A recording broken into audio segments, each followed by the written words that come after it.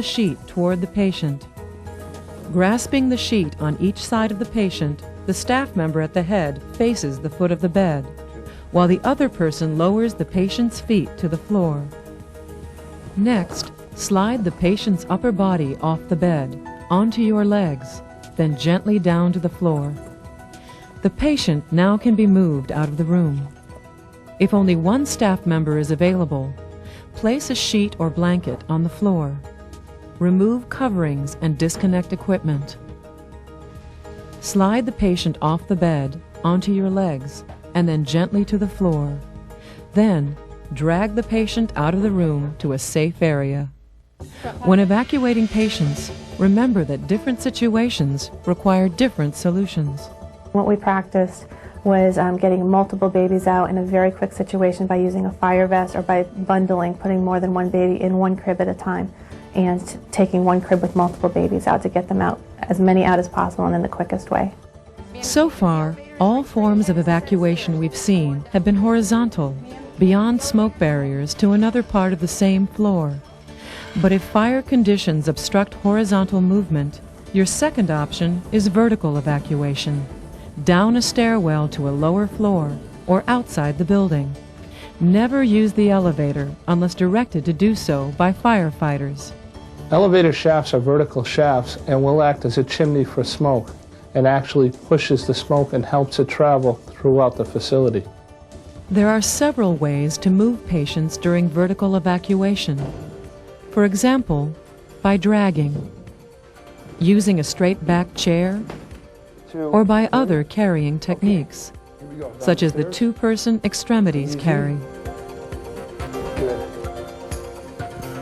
If you're alone and can't lift the patient, drag him on a blanket head first to the stairway. Then, standing below the patient, clasp your hands over his chest and slowly back down the stairs. Keep close contact with the patient and make sure one leg is positioned against the patient's back. Vertical evacuation is going to be used as a last resort when the conditions in the adjacent smoke compartments deteriorate. In any evacuation, the staff must make sure no patient is left behind. All rooms, including bathrooms and storage areas, have to be checked. Certain areas in healthcare facilities will have specialized plans for interrupting medical procedures or maintaining a patient on life support equipment.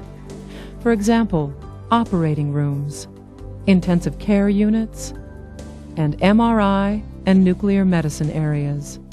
Each will have its own special considerations. If you work in an area where exceptions apply, it's especially important to learn these procedures. If the fire is in the room and there's oxygen being used within the room, you need to turn the oxygen off that's on the patient and remove the patient from the room. If there's a large fire on that wing, then you need to shut off the zone oxygen valve. The decision to shut off oxygen zone valves should only be made by the person in charge of the evacuation, based on knowledge of each patient's condition. In all the examples so far, only part of the healthcare facility was evacuated, always to another area within the same building. We're going to get you to safety in just a minute. But sometimes, a total evacuation of the building is required.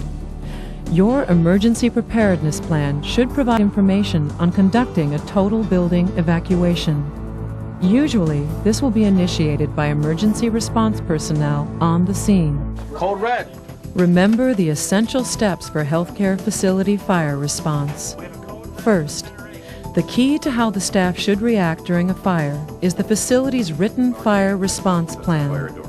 Become familiar with the evacuation plan and basic evacuation principles, and learn what your role will be when there's a fire.